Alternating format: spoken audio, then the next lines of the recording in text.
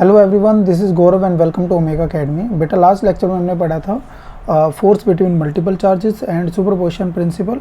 आज के लेक्चर में हम बात करेंगे कंटिन्यूस चार्ज डिस्ट्रीब्यूशन की एंड इलेक्ट्रिक फील्ड की and electric field due to a point charge. यदि आपने लास्ट लेक्चर नहीं देखा है तो यहाँ पर आप आई बटन पर क्लिक करके वो लेक्चर देख सकते हैं। तो चलिए हम बात करते हैं सबसे पहले इलेक्ट्रिक फील्ड की। तो electric field is an effect in the space due to which a charge experience force. तो इलेक्ट्रिक फील्ड क्या होता है बेटा, किसी भी चार्ज के चारों तरफ का स्पेस होता है जिसके अंदर यदि हम किसी पॉइंट चार्ज को प्लेस करते हैं तो उसको एक फोर्स ऑफ अट्रैक्शन या फोर्स ऑफ रिपल्शन जो है वो एक्सपीरियंस होता है। जैसे हम यहाँ पर मान लें हमारे पास एक प्लस क्यू चार्ज है और इससे आर डिस्टेंस दूर मान लीजिए हमने यहाँ पर एक पॉइंट चार्ज रखा है क्यू नोट, जो कि आपका पॉजिटिव चार्ज है। तो ये क्या करेगा, इसको बेटा रिपेल करेगा। और यदि इसके पास हम यहाँ पर एक minus Q note charge place करते हैं तो ये इसको क्या करेगा, अट्रैक्ट करेगा। तो ये जो अट्रैक्शन और रिपल्शन है ये किसकी वजह से है, क्योंकि इसके चारों तरफ क्या है, एक इलेक्ट्रिक फील्ड है। तो इस इलेक्ट्रिक फील्ड की वजह से इनके ऊपर जो है फोर्स लगता है और वो फोर्स जो है एक्सपीरियंस क्यों हो रहा है, क्योंकि वो उसके इलेक्ट्रिक फील्ड के अंदर हमने चार्ज को क्या किया है, प्लेस किया है। तो यहाँ पर एक प्लस क्यू चार्ज हम यहाँ पे प्लेस कर रहे हैं। सपोज एक प्लस क्यू चार्ज हम जो है यहाँ पर प्लेस कर रहे हैं जो इसके पास है। तो कहाँ पर फोर्स ज़्यादा होगा बेटा, यहाँ पर ज़्यादा फोर्स होगा। इसको हम एफ डैश मान लें और इसको मान लें एफ। तो एफ डैश क्या होगा बेटा, ज़्यादा होगा एज़ कम्पेयर टू एफ। क्यों होगा, क्योंकि यहाँ पर जो इलेक्ट्रिक फील्ड है वो क्या होगा बेटा, ज़्यादा होगा इतने दूर के इलेक्ट्रिक फील्ड से। तो हम ये कह सकते हैं कि किसी भी चार्ज के चारों तरफ क्या होता है, एक इलेक्ट्रिक फील्ड होता है। यदि उस इलेक्ट्रिक फील्ड के अंदर हम किसी चार्ज को प्लेस करते हैं तो उस चार्ज के ऊपर फोर्स ऑफ अट्रैक्शन या फोर्स ऑफ रिपल्शन अप्लाई होता है।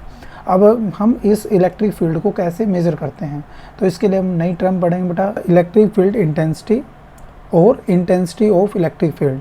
तो intensity of electric field eight A point is measured by force experience by charge particle placed at that point.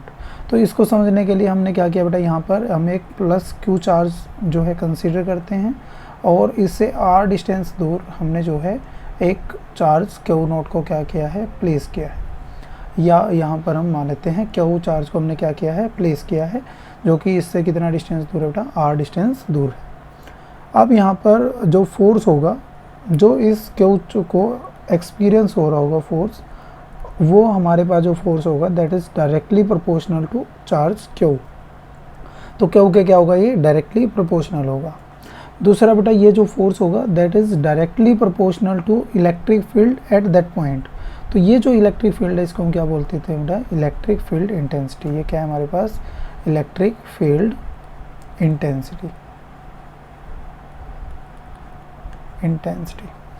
तो यहाँ पर इन दोनों इक्वेशन जो कि आपकी जो है डायरेक्टली प्रोपोर्शनल है, तो इनको यदि हम मर्ज करेंगे तो फोर्स हमारे पास क्या होगा बेटा, directly proportional to Q into E. और यहाँ पे प्रोपोर्शनलिटी को हटाने के लिए हम एक कांस्टेंट लेना चाहते हैं बेटा, तो कांस्टेंट हमारे पास हम ले लेते हैं यहाँ पर जो है स्मॉल के। तो ये किसके इक्वल हो जाए बेटा, स्मॉल के क्यू इंटू ई। और यहाँ से यदि हम इलेक्ट्रिक फील्ड की वैल्यू निकालना चाहें तो ये किसके इक्वल हो जाएगा बेटा, 1 बाय स्मॉल के into F divide by Q. तो ये हमारे पास क्या आ जाएगी बेटा, इलेक्ट्रिक फील्ड इंटेंसिटी की वैल्यू। अब यदि हम 1 बाई के को एक अनदर कांस्टेंट कंसीडर कर लें, सपोज हमारे पास जो 1 बाई के है इसको हमने अलग से एक कांस्टेंट मान लें बेटा के। तो इलेक्ट्रिक फील्ड हमारे पास किसके इक्वल आ जाएगा बेटा, के into F by Q. If force हम लें बेटा कितना, 1 न्यूटन, एंड चार्ज हमारे पास कितना हो, सपोज 1 कूलम चार्ज जो कि हमने प्लेस किया है, तो उस केस में हमारे पास जो इलेक्ट्रिक फील्ड आता है बेटा दैट इज़ 1 यूनिट। कितना इलेक्ट्रिक फील्ड आएगा, 1 यूनिट। तो हम कह सकते हैं बेटा यहाँ पर कि हमारे पास जो इलेक्ट्रिक फील्ड होगा वो 1 यूनिट है। के एज इट इज़, फोर्स हमने कितना लिया बेटा, 1 न्यूटन, और चार्ज हमारे पास 1 कूलम। तो यहाँ से के की वैल्यू हमारे पास क्या आ जाएगी बेटा, 1। तो यहाँ से हमारे पास जो फॉर्मूला होगा इलेक्ट्रिक फील्ड का वो किसके इक्वल होगा बेटा, that is equal to force per unit charge. If charge जो है हमारे पास यदि हम पुट करें यहाँ पर 1 कूलम, तो उस केस में जो इलेक्ट्रिक फील्ड इंटेंसिटी होगी वो किसके इक्वल हो जाएगी बेटा, हमारे पास फोर्स के इक्वल हो जाएगी। क्लियर है। तो ये फॉर्मूला हमने जो है याद रखना है, E is equal to F by Q और यहाँ पर जो E है हमारे पास वो क्या है बेटा, इलेक्ट्रिक फील्ड इंटेंसिटी। अब यहाँ पर इसकी जो यूनिट है वो हमें पता लगानी है बेटा, यूनिट ऑफ इलेक्ट्रिक फील्ड क्या होगी। देखो फोर्स की यूनिट क्या होती है, न्यूटन, और चार्ज की यूनिट क्या होती है, कूलम। तो इसकी यूनिट क्या हो जाएगी बेटा, न्यूटन पर कूलम। अच्छा इसकी डायमेंशन क्या होगी बेटा, dimension of electric field intensity. तो डायमेंशन के लिए फोर्स की डायमेंशन क्या होती है बेटा, MLT-2। फोर्स की डायमेंशन क्या होगी, MLT-2।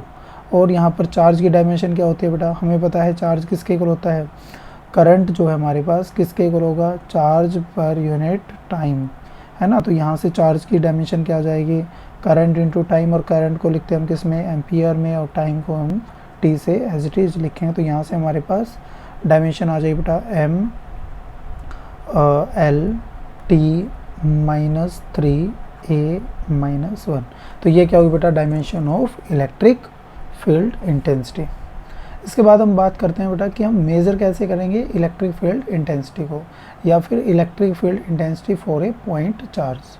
तो नेक्स्ट हमारे पास जो टॉपिक है वो क्या है बेटा, electric field intensity for a point charge, या फिर measurement of electric field intensity. तो नेक्स्ट टॉपिक हमारे पास क्या है बेटा, measurement of electric field intensity. तो यहाँ पर सेम एज इट इज जैसा हमने पहले से कंसीडर किया था बेटा, वैसे हम यहाँ पे मान लेते हैं हमारे पास एक चार्ज है प्लस Q, और इससे R डिस्टेंस दूर, है ना, हमने एक चार्ज प्लेस किया है Q0। तो यहाँ पर जो फोर्स होगा बेटा ड्यू टू पॉइंट चार्ज, किसके लिए, पॉइंट चार्ज के लिए, पॉइंट चार्ज के लिए जो फोर्स होगा that is equal to Q into E. हम पहले निकाल चुके हैं बेटा, यहाँ ई किसके इक्वल होता है, फोर्स पर यूनिट चार्ज। तो यहाँ से फोर्स किसके इक्वल हो जाएगा बेटा, Q इंटू ई, और ये यहाँ पर क्या है, electric field intensity. Next force due to source charge, source charge की वजह से फोर्स किसके इक्वल होगा बेटा, सोर्स चार्ज की वजह से जो फोर्स है वो किसके इक्वल होगा, हमने कूलम ला से पढ़ा था बेटा, force on Q by Q, ये किसके इक्वल होगा, that is equal to 1/4 pi epsilon naught into Q0 divide by R square into R cap. तो यहाँ से क्योंकि दोनों में फोर्स तो हमारा सेम है बेटा, तो दोनों को हम क्या कर देंगे, इक्वेट कर देंगे फर्स्ट और सेकंड इक्वेशन को। तो यहाँ से हमारे पास जो वैल्यू आएगी बेटा फोर्स की, तो किसके इक्वल हो जाएगा बेटा, Q इंटू ई, ये किसके इक्वल हो जाएगा, 1/4 pi epsilon naught into Q0, sorry यहाँ पर क्या बेटा हमारे पास Q0 है, चार्ज जो हमने प्लेस किया है Q0 divide by R square into R cap. तो यहाँ से Q0 से क्या हो जाएगा बेटा, Q0 कैंसिल आउट। तो हमारे पास जो इलेक्ट्रिक फील्ड इंटेंसिटी की वैल्यू आ जाएगी वो कितनी आ जाएगी, यहाँ से 1/4 pi epsilon naught into Q by R square into R cap. और ये R कैप क्या है हमारे पास, यूनिट वेक्टर। और यूनिट वेक्टर क्या होता है बेटा, जो सिर्फ और सिर्फ डायरेक्शन को बताए। यदि आपको ये क्लियर नहीं हो रहा है बेटा, तो इससे पहले वाली लेक्चर आपने अटेंड करना है, यहाँ पर आई बटन पे क्लिक करके आप वो लेक्चर अटेंड कर सकते हैं। तो इसके बाद हम बात करते हैं बेटा, तो ये हमारे पास आ चुका है मैग्नीट्यूड एंड उसकी डायरेक्शन, तो ये वेक्टर फॉर्म में है। अब यहाँ पर यदि हमारे पास चार्ज हो पॉजिटिव प्लस Q, तो उस केस में जो इलेक्ट्रिक फील्ड की डायरेक्शन होगी बेटा वो क्या होगी हमारे पास, इससे away from the positive charge. और यहाँ पर इलेक्ट्रिक फील्ड इंटेंसिटी कैसी होगी, जो है हमारे पास पॉजिटिव होगी। और यदि हमारे पास ये नेगेटिव चार्ज है, उस केस में जो इलेक्ट्रिक फील्ड इंटेंसिटी होगी वो इसकी डायरेक्शन क्या होगी, टुवार्ड द जो है नेगेटिव चार्ज। तो इसमें इलेक्ट्रिक फील्ड इंटेंसिटी वैल्यू हमारे पास कैसी आएगी, नेगेटिव। ये चीज़ आपने याद रखनी है। इसके बाद नेक्स्ट टॉपिक है हमारे पास बेटा, electric field due to various charge distribution. तो यहाँ पर हम किसके बारे में पढ़ेंगे बेटा, चार्ज डिस्ट्रीब्यूशन के बारे में पढ़ेंगे। तो सबसे पहले हमारे पास है बेटा पॉइंट चार्ज। यदि एक क्या हो, पॉइंट चार्ज हो, जैसे हमने अभी कंसीडर किया, हमारे पास एक प्लस Q चार्ज है और इससे R डिस्टेंस दूर हम क्या निकालना चाह रहे हैं, इलेक्ट्रिक फील्ड इंटेंसिटी। तो इलेक्ट्रिक फील्ड इंटेंसिटी का फॉर्मूला हमारे पास क्या है बेटा, 1/4 pi epsilon naught into Q by R square. तो ये हमारे पास क्या होगा, पॉइंट चार्ज के लिए इलेक्ट्रिक फील्ड इंटेंसिटी का फॉर्मूला। नेक्स्ट हमारे पास यदि चार्ज कैसा हो, हमारे पास लाइन चार्ज, एक जो है पॉइंट चार्ज न होकर हमारे पास क्या हो, लाइन चार्ज। तो हम यहाँ पर मान लेते हैं बेटा हमारे पास जो चार्ज हो कैसा है, एक लाइन चार्ज। यस, तो ऐसे एक लाइन है या एक वायर है जिसके ऊपर क्या है, चार्ज प्रेजेंट है। तो यहाँ पर जो चार्ज है हमारा वो एक लाइन के ऊपर प्रेजेंट है। तो यहाँ पर हम मान लेते हैं बेटा पॉजिटिव चार्ज। तो लाइन चार्ज के लिए जब आप इलेक्ट्रिक फील्ड इंटेंसिटी निकालोगे, और यहाँ पे हम मान लेते हैं कितने डिस्टेंस दूर, सपोज यहाँ से r डिस्टेंस दूर हम क्या निकालना चाह रहे हैं, इलेक्ट्रिक फील्ड इंटेंसिटी। तो हम इस पूरी वायर के लिए क्या होगा बेटा, अलग अलग इलेक्ट्रिक फील्ड होगा, अलग अलग, क्योंकि हर एक जो चार्ज है वो किसकी तरह वर्क करेगा, एक पॉइंट चार्ज की तरह वर्क करेगा। तो यहाँ पर हम एक अलग जो है यहाँ पर हम एक अलग चीज़ पढ़ते हैं, दैट इज़ चार्ज डिस्ट्रीब्यूशन। तो हमारे पास जो टोटल चार्ज है वो कितना है बेटा, क्यू है। टोटल चार्ज कितना है, क्यू, और इसकी जो टोटल लेंथ है हमारे पास वो कितनी है, एल। टोटल लेंथ कितनी है, एल, और टोटल चार्ज हमारे पास कितना है, क्यू। तो हम यहाँ पर पढ़ते हैं बेटा लीनियर चार्ज डेंसिटी। क्या पढ़ते हैं यहाँ पर, लीनियर चार्ज डेंसिटी। और इसको हम लिखते हैं बेटा किससे, लैम्डा से। किससे लिखते हैं, लैम्डा से। और ये किसके इक्वल होता है बेटा, total charge by total length. तो ये हमारे पास क्या है, लीनियर चार्ज डेंसिटी, मतलब पर यूनिट लेंथ। इसका मतलब क्या है, पर यूनिट लेंथ हमारे पास कितना चार्ज एग्जिस्ट करेगा, पर यूनिट लेंथ जो है कितना चार्ज एग्जिस्ट करेगा। तो यहाँ पर यदि हम एक स्मॉल सी लेंथ मान ले बेटा, मैं एक बार पेन चेंज कर लेता हूँ। यस, हमने यहाँ पर एक स्मॉल सी लेंथ ली है, कितनी, dl। कितनी लेंथ ली है बेटा, dl। देखो एक यूनिट पे चार्ज कितना आता है, जो है लैम्डा चार्ज, और dl लेंथ पे कितना चार्ज आएगा, dl इंटू लैम्डा। तो इस dl लेंथ पे जो चार्ज है वो कितना होगा, देखो टोटल लेंथ पे चार्ज कितना है, क्यू चार्ज। एक यूनिट लेंथ पे कितना चार्ज होगा बेटा, क्यू बाय एल चार्ज। और हमें कितने पे निकालना है, dl लेंथ पे चार्ज कितना होगा, इसको मल्टीप्लाई कर देंगे किससे, dl से। तो कितना होगा ये, Q by L into dl। तो हमारे पास ये चार्ज आ जाएगा, और क्यू बाई एल हमारे पास किसके इक्वल है, लैम्डा के इक्वल। तो इसको हम क्या लिख सकते हैं बेटा, जो यहाँ पर डी क्यू चार्ज होगा, इस जो टोटल ये वाली लेंथ है इस पे जो डी क्यू चार्ज होगा वो हमारा किसके इक्वल होगा, लैम्डा इंटू dl के इक्वल होगा।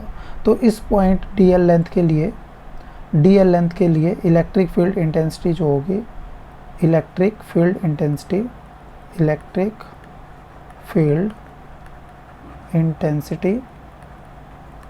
फॉर dl लेंथ, इसके लिए जो इलेक्ट्रिक फील्ड इंटेंसिटी होगी वो किसकी इक्वल होगी बेटा, dE।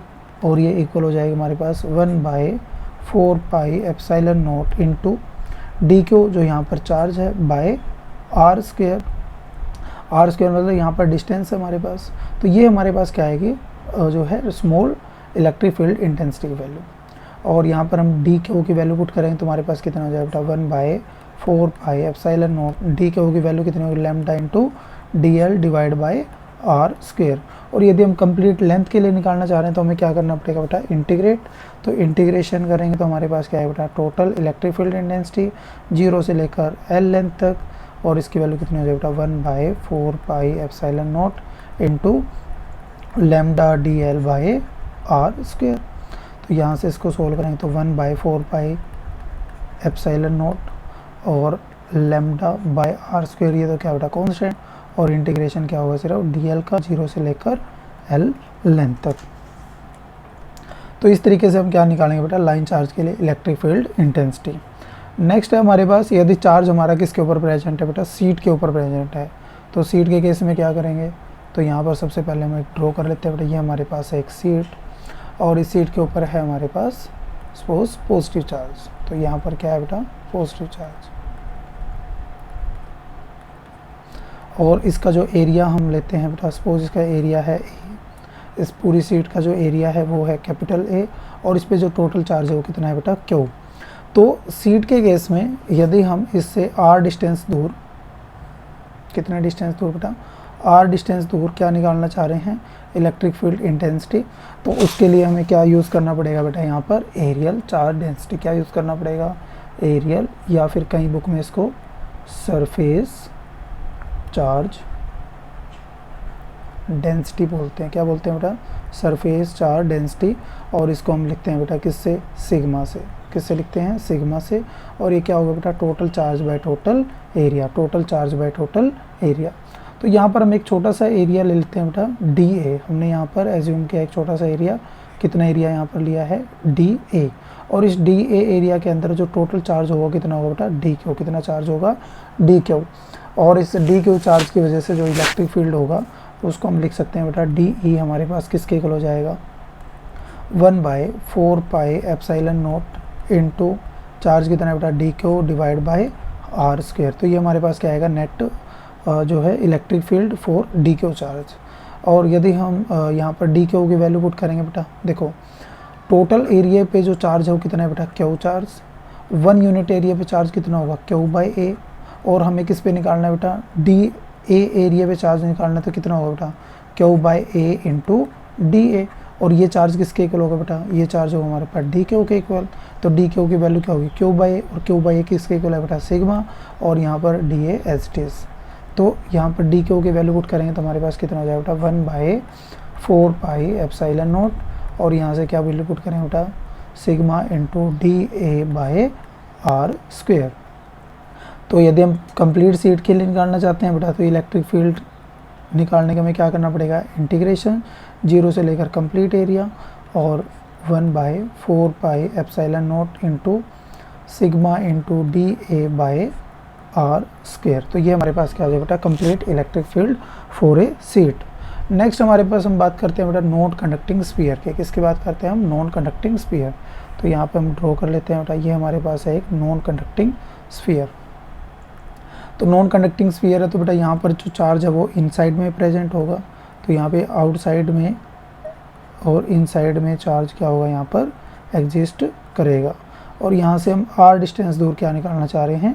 Electric field intensity. तो यहाँ पर हम एक स्मॉल सा वॉल्यूम ले लेते हैं बेटा। कितना वॉल्यूम है ये? dv। और इस dv वॉल्यूम पे जो चार्ज होगा कितना होगा?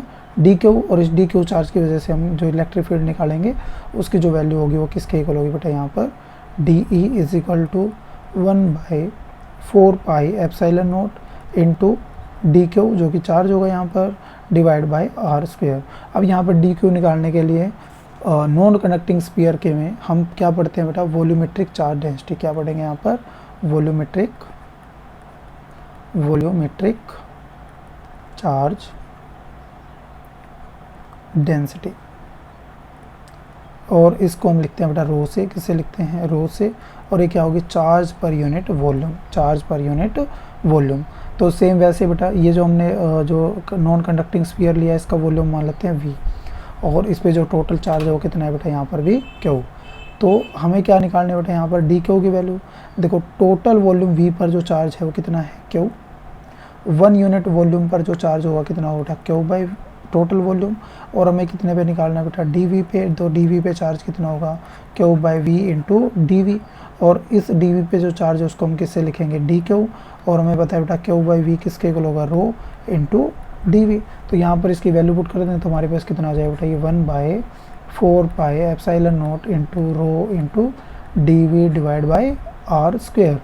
तो यहाँ से हम यदि कंप्लीट वॉल्यूम के निकालना चाहें तो हमें क्या करना पड़ेगा? इंटीग्रेशन 0 से लेकर v वॉल्यूम तक। और हमारे पास क्या है बेटा? 1/4 epsilon naught into rho D V by R square. तो ये आर डिस्टेंस दूर हमारे पास क्या आ जाएगा बेटा? Electric field intensity. इसके बाद हम करते हैं बेटा कुछ क्वेश्चंस। जैसे हमारे पास फर्स्ट क्वेश्चन है spherical conductor of radius 10 centimetre has a charge. Charge यहाँ पर कितना दिया बेटा? क्यू की वैल्यू हमारे पास दे रखी है 3.2 into 10⁻⁻7 coulomb. Distributed uniformly what is the magnitude of electric field at the point 15 से। आर की वैल्यू कितनी दे रखी है बेटा? यहाँ पर 15 सेंटीमीटर। इसको मीटर में चेंज करेंगे into 10⁻⁻2 metre from the centre of sphere. Centre of sphere से हमें क्या निकालना है बेटा? यहाँ पर जो है इलेक्ट्रिक फील्ड इंटेंसिटी निकालना है। तो ये हमारे पास एक स्फीयर है बेटा। और इससे कितनी डिस्टेंस दूर है हमारे पास? ये जो डिस्टेंस दिया है कितना? 15 इंटू 10⁻⁻2 मीटर डिस्टेंस पर हमें क्या निकालना है बेटा? Electric field intensity. तो हमारे पास जो फॉर्मूला होता है उसकी वैल्यू कितनी होता है बेटा? E is equal to 1/4 epsilon naught into Q by R square. तो सारी वैल्यू हमें गिवन है बेटा। इसकी वैल्यू कितनी है हमारे पास, यहाँ पर गिवन है 9 इंटू 10⁻9। चार्ज कितना दिया बेटा, 3.2 इंटू 10⁻⁻7 डिवाइड बाय आर की वैल्यू कितनी दे रखी है बेटा, 15 इंटू 10⁻⁻2 और इसका होल स्क्वेयर।